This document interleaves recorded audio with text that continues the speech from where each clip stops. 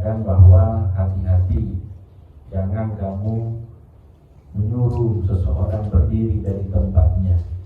Jadi kalau ada orang sudah duduk, jangan disuruh dia berdiri. Kenapa? Karena itu haram hukumnya. Maksudnya gini, dia sudah menempati satu tempat, terus kita suruh dia berdiri, terus kita duduk di situ. Nah, itu haram hukumnya.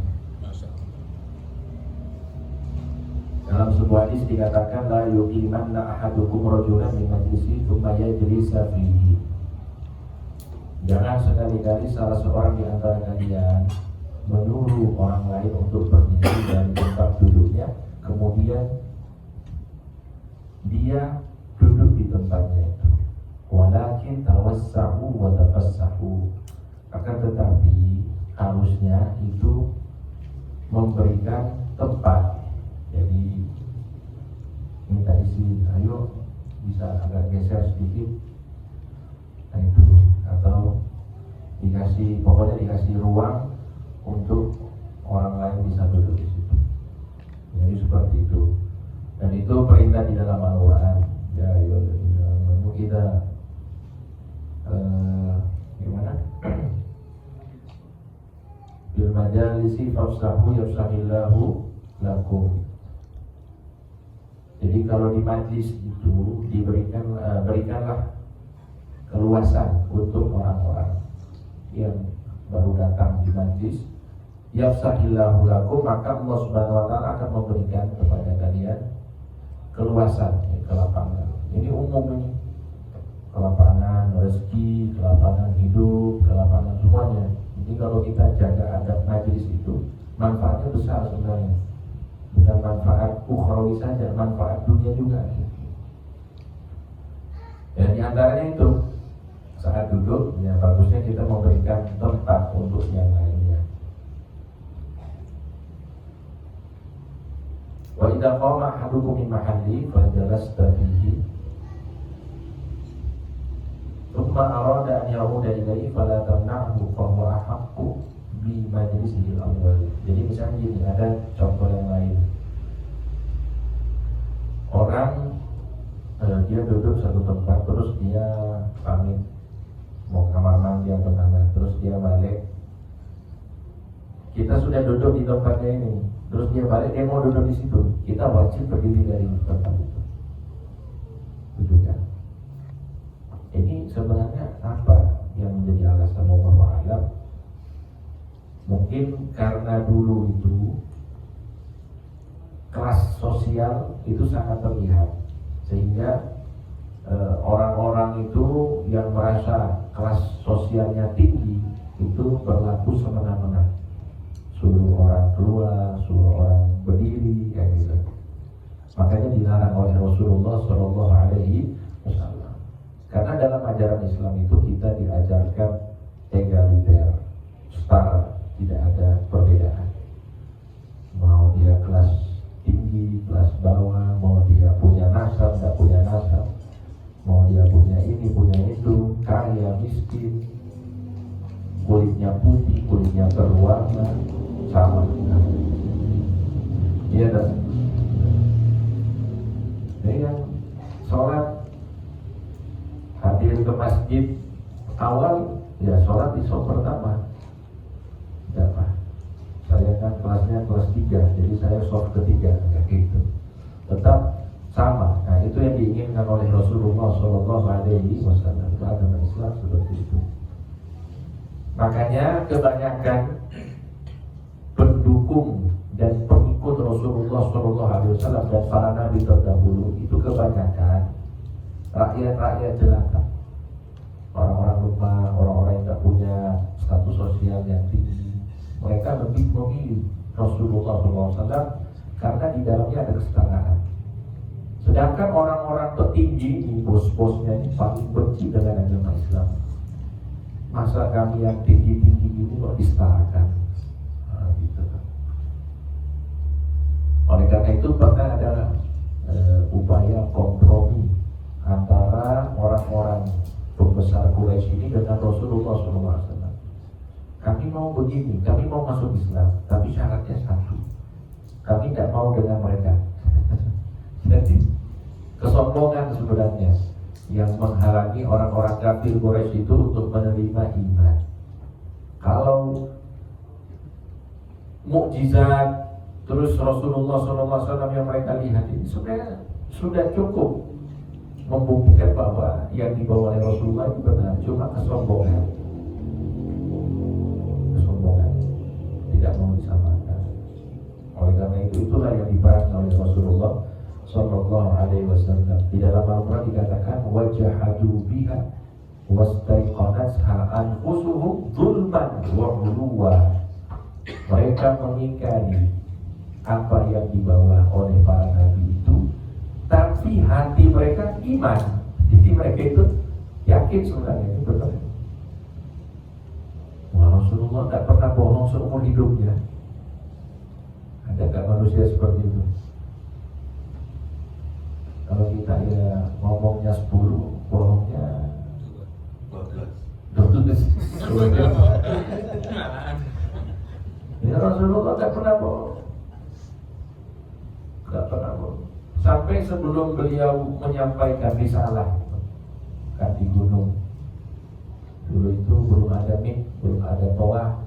Makanya kalau ada kabar besar itu orang-orang pergi ke gunung, ada satu gunung besar, terus nanti memanggil kabilah Quraisy. Nah, Rasulullah SAW naik ke gunung itu ketika sudah menjadi Rasul. Ya sobaha itu ya seruan untuk kumpul, ayo kumpul. Nah, semuanya datang. Yang tidak bisa datang utus-utusan. Karena ini berita besar ya. Biasanya berita ini yang berkaitan dengan hal-hal yang penting seperti ada serangan musuh dan lain-lain. Makanya sebelum disampaikan apa yang ingin disampaikan oleh Rasulullah SAW, beliau berkata,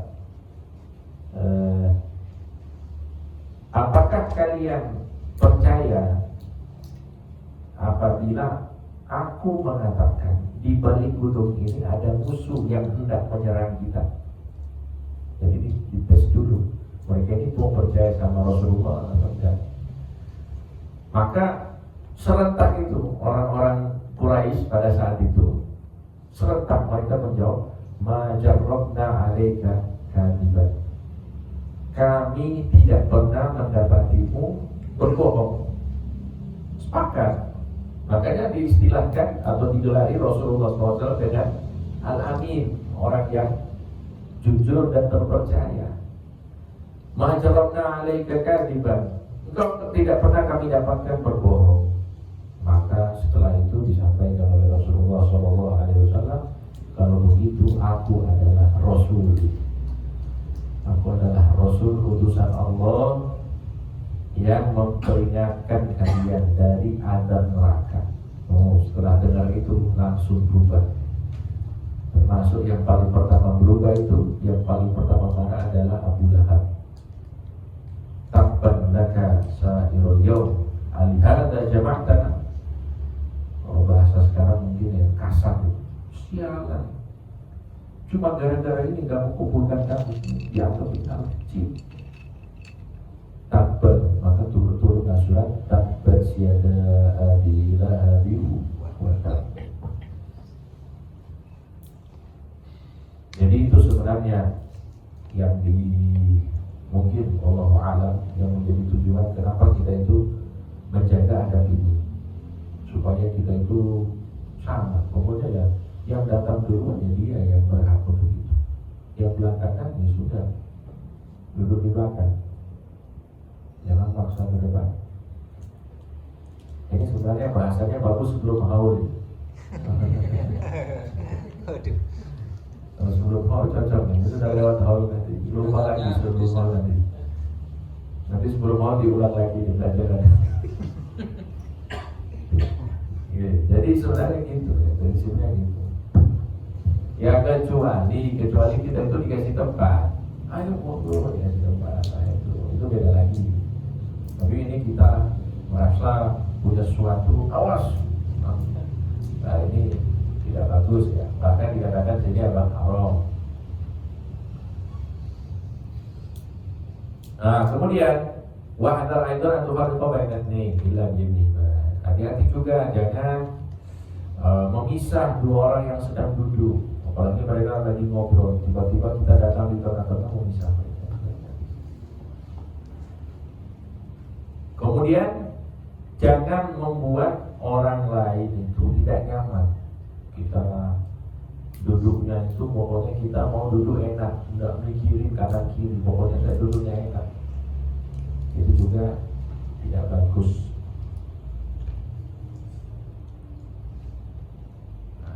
Jadi seperti itu ya. Jadi tidak berdesak-desakan, tidak membuat orang risih dengan kita. Intinya semuanya nyaman. Ya, misalnya contoh kita hadir di pengajian besar gitu ya. Orang-orang sudah duduk rapi, kita datang tiba-tiba langsung duduk. Tak. Orang mungkin sudah lama duduk di sini akhirnya jadi sempit gara-gara kita. Atau kita menghalangi pandangan, itu harus diperhatikan semua, itu ada. Wa iyyaka tajlisa wastal halaqah, dan hindari juga duduk di tengah-tengah majlis. Karena majlis ya, gambarannya ya majlisnya tingkat, dia duduk di tengah-tengah. Atau dia membelakangi orang, itu juga. Kenapa? Karena kita kalau duduk di tengah-tengah majlis itu bisa saja membelakangi orang. Ya kita inilah, coba kita kalau misalnya kita yang dibelakangi, gimana perasaannya? Kita lagi lihat ceramah atau khutbah, tiba-tiba ada orang datang, biasanya khutbah. Dari khutbah, orang dari belakang datang, saya sholat di depan kita. Gitu. Kalau bahasanya di sini apa? Dongkol itu apa? Dongkol. Kesel. Apa ini? Nah itu salah satunya ya, minimalnya itu yang didapatkan. Maksimalnya itu apa? Maksimalnya jadi dimaki atau dilaknat atau dikatakan yang buruk-buruk lah itu. Kemudian wa 'alaika an tajlisa 'ala hasab wa 'alaika an tajlisa 'ala hasab wa 'alaika an tajlisa 'ala hasab istita'atika mustaqbilal qiblah. Ini baterainya habis ini.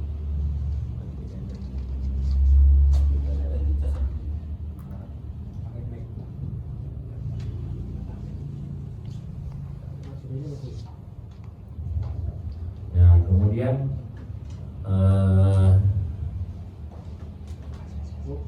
katanya kalau duduk itu diusahakan kita itu menghadap kiblat. Ini kiblatnya sebelah mana ini? Sana ya. Ini umum ya, maksudnya di majlis ataupun kita sendiri paling bagus itu apa? Menghadap kiblat. Karena ada sebuah hadis dikatakan khairul majalisi mastuqbila bihil qiblah. Sebaik majlis itu adalah majlis yang menghadap kiblat. Tapi susah kalau di majlis ilmu, ya susah. Pasti tidak semua bisa. Ya, ada sebagian aja yang menghadap kiblat, yang lain juga tidak. Tapi yang bagus itu artinya kita duduk di mana saja, bagusnya itu menghadap kiblat. Duduk nongkrong menghadap kiblat. Duduk rokokan. Pokoknya ngadap kiblat. Duduk itu paling bagus apa ngadap kiblat. Makan ngadap kiblat. Sebenarnya semua duduknya itu bagusnya menghadap kiblat. Ada fadilahnya. Saya pernah dulu ke Nganjuk, belum pernah saya seperti itu sebelumnya. Jadi mungkin ada di tempat-tempat lainnya. Pas tahlil, kiainya itu bilang tahlil, kita kan panggungnya di sini. Itu kiainya pas tahlil, pimpin tahlil, kiainya turun dari panggung terus ke tempat di bawah itu ngadep kiblat. Terus kita semuanya disuruh ngadep kiblat juga. Gitu. Pas tahlil lah gitu. Pernah ada di sini kayak gitu? Ada. Belum pernah ya. Jadi saya kaget juga. Kiainya turun dari ini panggung terus ngadep kiblat sendiri di depan. Saya dulu disuruh ke depan. Semua jamaah itu ngadep sana, ngadep kiblat. Itu bagus juga itu. Dari awal Udah, pas tahlilan aja. Kalau dari awal ya panggungnya nggak kepake akhirnya. Yang bikin panggung Bikin panggung ngadep kiblat gitu ya. mulai ngatar itu ngadep kiblat. Dimulai dari majlisnya Pak Agus. Amin. Amin. Jadi gitu. Kemudian apa? Tahrisu ala majalisil khair. Nah, usahakan kita itu menghadiri majlis-majlis yang baik. Majlis baik itu apa? Yang ada manfaat dunia atau manfaat akhirat. Jadi masalah majlis ini maksudnya ya duduk dengan orang ngobrol. Kalau nggak ada kepentingan dunia, nggak ada kepentingan akhirat, nggak usah. Kepentingan dunia ya seperti dagang dia dapat keuntungan fulus, nah, itu nggak apa-apa. Tapi kalau omongannya kosong, nggak ada isinya, buang-buang waktu, lebih baik ditinggalkan. Apalagi majlis buruk itu lebih baik. Karena kalau majlis baik itu insya Allah kita itu di dalamnya berpikir kepada Allah Subhanahu wa Ta'ala. Nah, dikatakan di dalam sebuah riwayat ini juga peringatan untuk kita semuanya. Qala sallallahu alaihi wa alihi wasallam, Rasulullah sallallahu alaihi wasallam bersabda, "Ma min qaumin," tidak ada satu kaum, satu perkumpulan, yaqumuna min majlisi, mereka berdiri dari sebuah perkumpulan, la yadhkurunallaha ta'ala fihi, yang mana saat mereka kumpul di tempat itu mereka tidak zikir kepada Allah, illa qamu an mithli jifatil himar, terkecuali mereka itu ketika berdiri dari majelis itu mereka seperti bangkai keledai. Nah ini disamakan dengan apa? Bangkai keledai. Jadi orang yang duduk pokoknya duduk, tidak dikiran, tidak dikir, tidak sholawat di dalam majlisnya, omongannya kosong. Nah, itu mereka itu diibaratkan oleh Rasulullah SAW seperti apa? Bangkai keledai. Keledai ini hewan yang identik dengan buruk, yang tidak bagus. Keledai hewan yang identik dengan kebodohan. Makanya kalau ada orang bodoh itu dibilang keledai, dia bodoh. Di dalam Al-Quran itu ada dua ayat yang bercerita tentang keledai. Yang pertama, keledai kita itu diibaratkan kalau misalnya punya ilmu tapi tidak beramal, itu seperti keledai yang membawa buku-buku. Buku-bukunya keledai ini banyak tapi tidak ada yang dia baca. Kamatsalil himari yahmilu asfara, seperti keledai yang membawa buku-buku. Jadi dibawa buku, bebannya berat tapi tidak mengambil manfaat dari buku itu. Kemudian yang kedua, suaranya keledai itu seburuk-buruknya suara. Inna angkarul aswati la sautul hamid. Suara yang paling jelek di dunia ini adalah suaranya keledai. Pernah dengar ya? Pak Agus pernah, Pak Agus?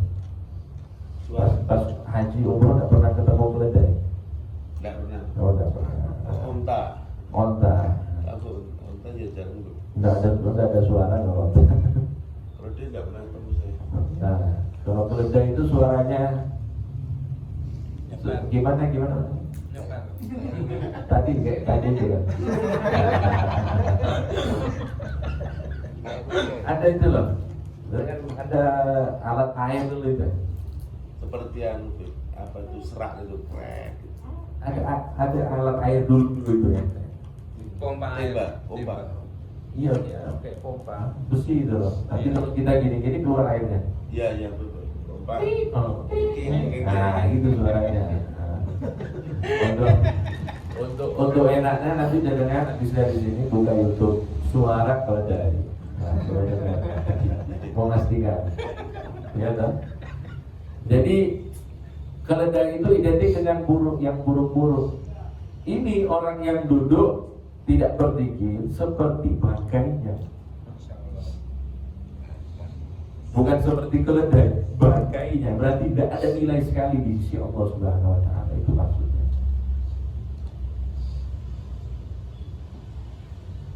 Wa kana dzalikal majlisu 'alaihim hasratan yaumal qiyamah, dan majlis itu akan membawa penyesalan bagi mereka kelak nanti pada hari kiamat.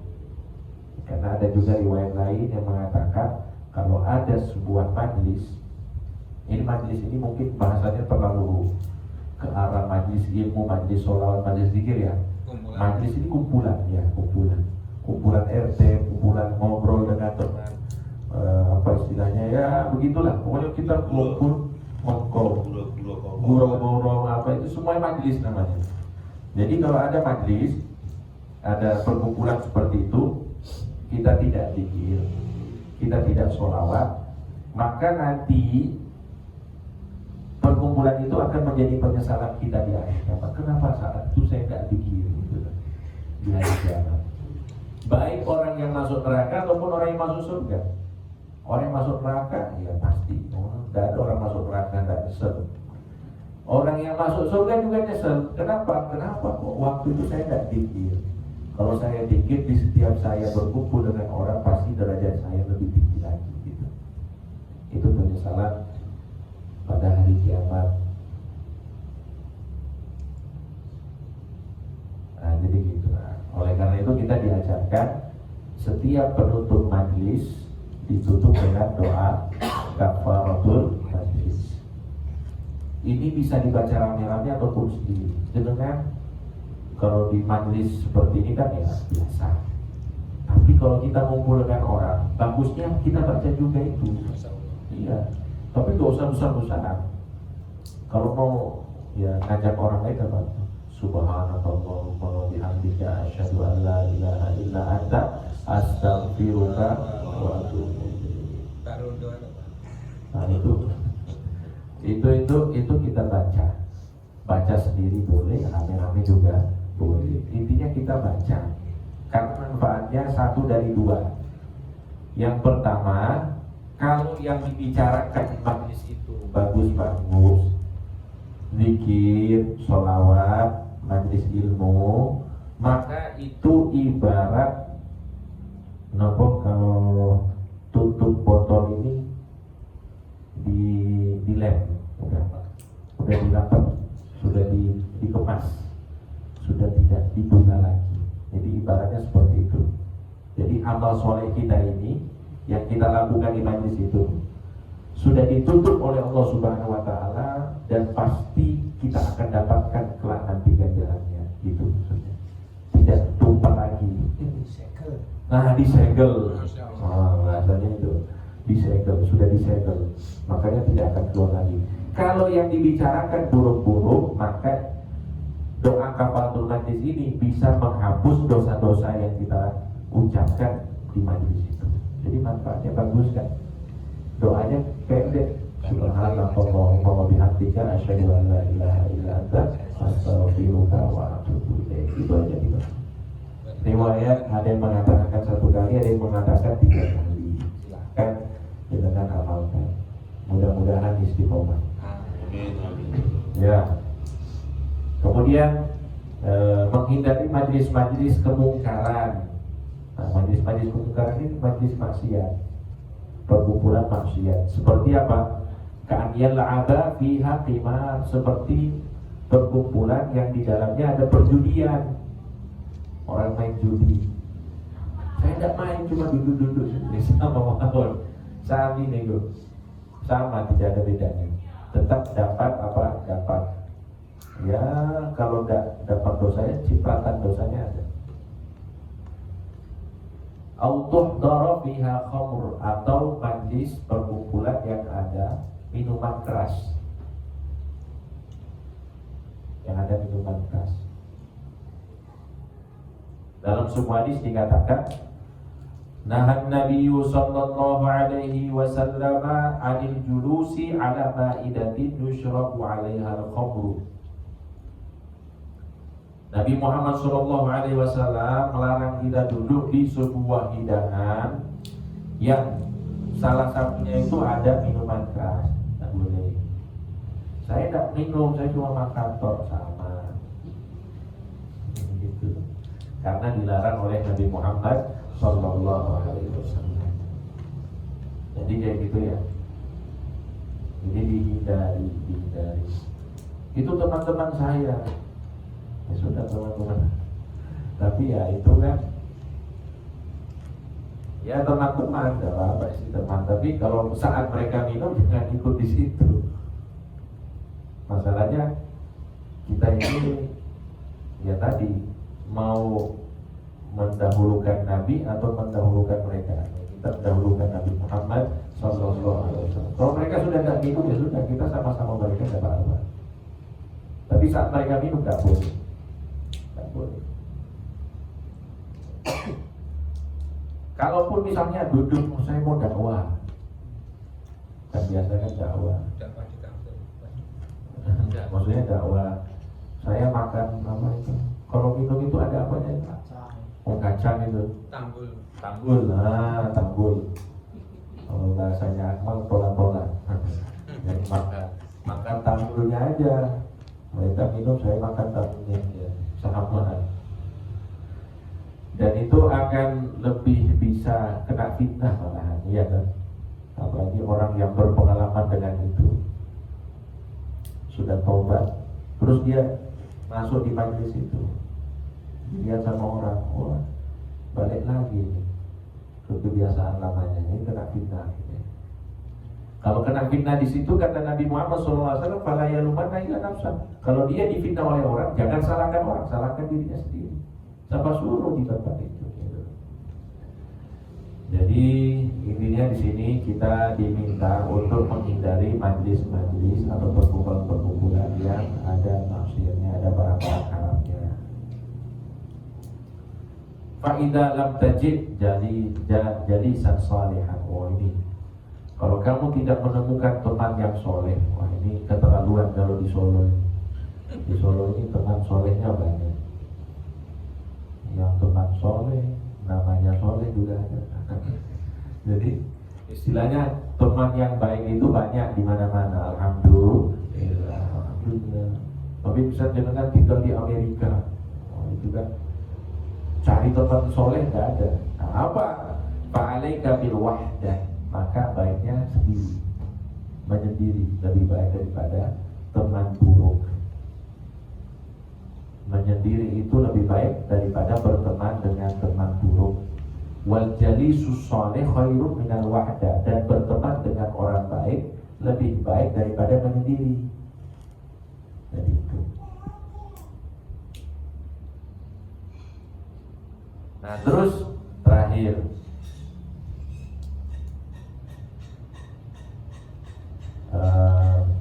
jangan masuk di sebuah perkumpulan rahasia. Oh, ini perkumpulan rahasia ini apapun ya. Mungkin perkumpulan keluarga, mungkin perkumpulan komunitas, atau mungkin perkumpulan 2 sahabat atau 3 sahabat atau beberapa orang. Mereka menceritakan rahasia-rahasia mereka. Jangan kita ikut campur di situ. Jangan pokoknya saya mau tahu semuanya. Nah, itu juga melanggar adab. Jadi jangan kamu ikut campur di perkumpulan rahasia. Lam tud'a ilaih, sedangkan kamu belum diundang, tidak diundang. Biasanya tamu yang tidak diundang ini jelangkung biasanya. Ya, dia datang tak dijemput, pulang tak diantar. Nah itu kan jelangkung. Nah jadi kalau tidak diundang ya sudah, tidak usah datang. Kenapa? Kaila yang dhoba alaik ahlu, supaya orang-orang yang ada di perkumpulan itu tidak marah kepadamu. Kenapa mereka marah? Lihatlah pada jasa su'alan nasrani. Karena orang yang tidak diundang di sebuah perkumpulan rahasia yang privat terus tiba-tiba datang, ini berarti kan nyari nyari info mata-mata ini. Nah, itu bikin mereka marah mungkin ya. Nah, ada sebuah hadis ini yang menerangkan larangan ini. Disebutkan oleh Nabi Muhammad sallallahu alaihi wasallam. Sallallahu alaihi Nabi Muhammad. Man istama'a ila hadithi qaumin, barang siapa yang mendengarkan pembicaraan kumpulan orang-orang wa hum lahu karihun, sedangkan orang-orang itu benci terhadap orang yang mendengarkan tadi. Jadi misalnya nih kita lagi ngumpul nih, tiba-tiba ini perkumpulannya ini obrolan rahasia. Misalnya, tapi bukan di sini kan, nanti tempat lain aja. Misalnya bahasa tentang tim sukses. Oh, ini kan rahasia ini, harusnya rahasia. Tiba-tiba ada yang masuk. Pasti kan kalau ada orang yang bukan dari golongan kita yang memang pengurusnya ini kan, kita tidak suka. Nah, orang ini yang kita tidak sukai kehadirannya ini, terus ikut mendengar apa yang menjadi pembicaraannya ini, subba fi udhunaihi al-anuku yaumil qiyamah. Maka orang ini yang suka nguping, yang suka cari-cari tahu rahasia-rahasia orang ini, di hari kiamat kelak telinganya ini akan disilami dengan timah panas. Jadi adabnya itu. Jadi dikenakan apa? Hukuman disiram telinganya dengan timah panas. Bahaya tak? Bahaya. Mungkin kalau ada perkumpulan kita tidak ada urusan dengan mereka, sudah biarin aja. Iya. Anak kepo, bahasa sekarang kepo. Nah, jadi itu insyaallah beberapa ada dalam majlis, dalam perkumpulan, ya insyaallah mudah-mudahan kita bisa amalkan semuanya sedikit demi sedikit, insyaallah menjadi kebiasaan baik kita. Amin amin ya rabbal alamin. Mungkin ini saja dari saya, insyaallah ada manfaatnya.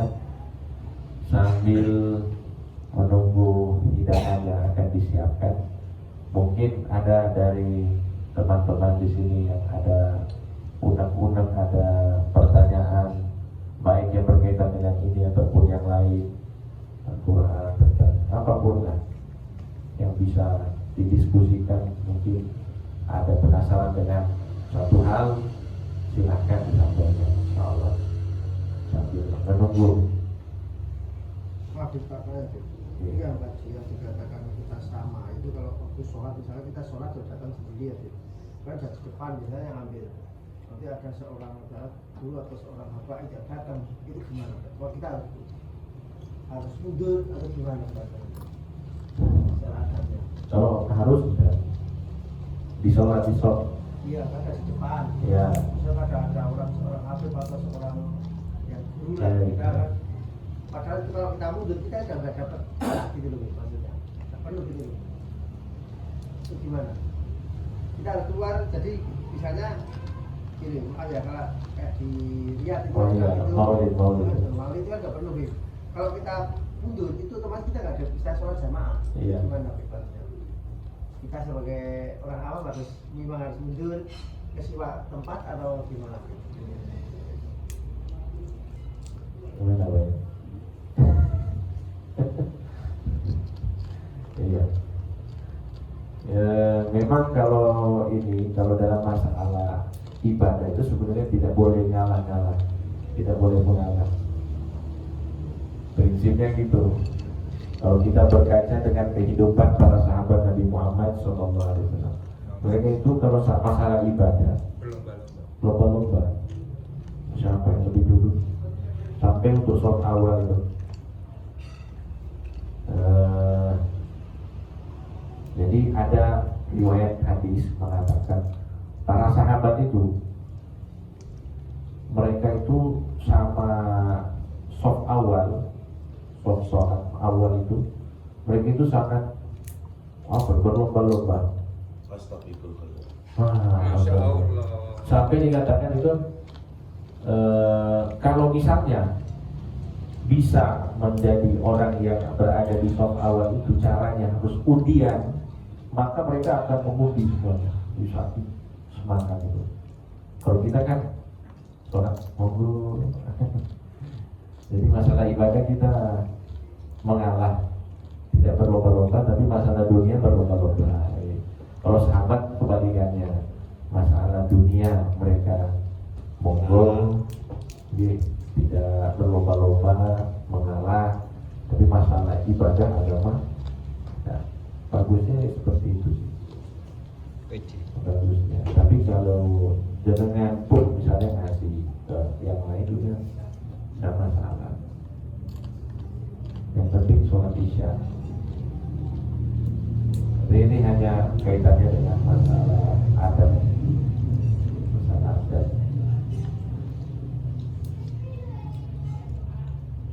Kan kalau dulu udah berapa ya cuma asal kita nggak dikasih, nggak bisa lagi. Kan kita kasih, tapi kita nggak dapat tempat itu, masih nggak bisa ikut sholat Ya, jamaah. sholat aja nggak apa-apa. Nggak apa-apa. Pura-pura tidak tahu itu.